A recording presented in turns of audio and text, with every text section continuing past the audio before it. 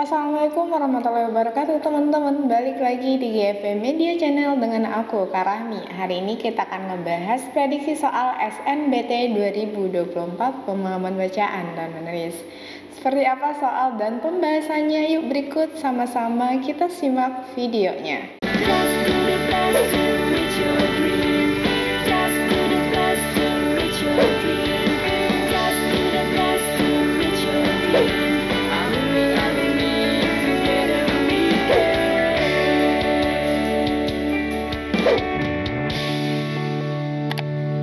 Kapan lagi kamu bisa ikutan tryout UTBK gratis di GP Media?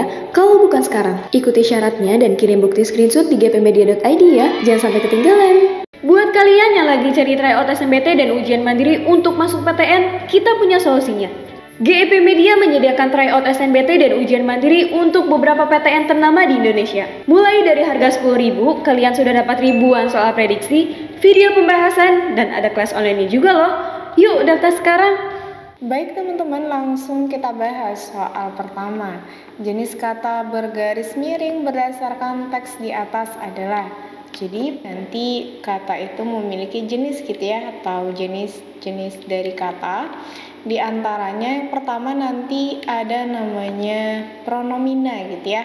Nah, pronomina ini adalah jenis kata yang berupa kata tunjuk. Nanti teman-teman bisa memberi contoh misalkan di, ke, dari, oleh gitu ya. Nah, kemudian yang kedua ada nomina. Nomina ini adalah kata benda. Nah, kata benda itu adalah sesuatu yang bisa kamu lihat dan sesuatu yang bisa kamu deskripsikan, yaitu nomina.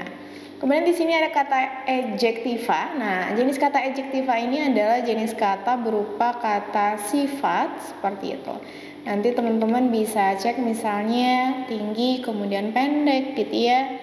Kemudian nanti sifat itu ada baik, jahat seperti itu. Nah, nanti itu adalah sifat. Kemudian di sini ada kata verba gitu ya.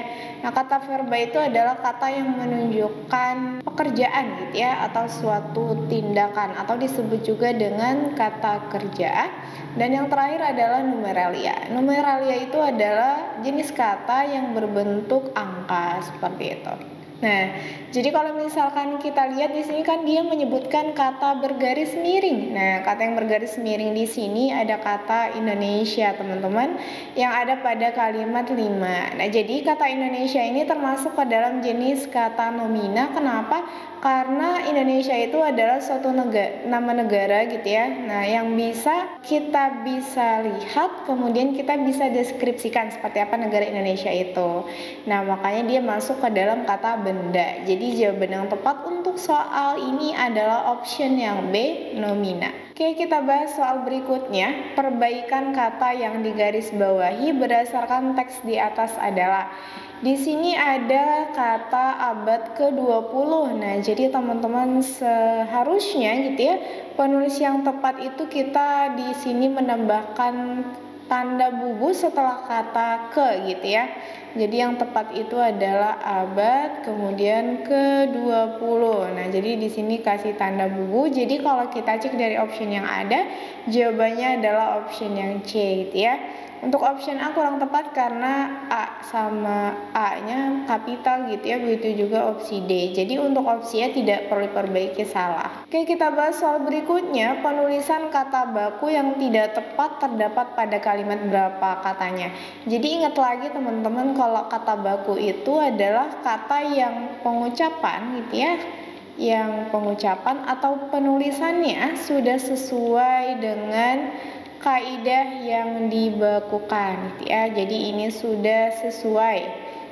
Nah, kaidah yang dibakukan ini ada apa aja? Bisa dalam bentuk kamus umum yang biasa kita kenal dengan KBBI, kemudian ada tata bahasa gitu ya. Nah, kemudian ada juga nanti PUEBI. Jadi kalau misalkan dia tidak sesuai pengucapan baik penulisannya, nah berdasarkan KBBI, tata bahasa atau PWB, berarti dia tidak baku.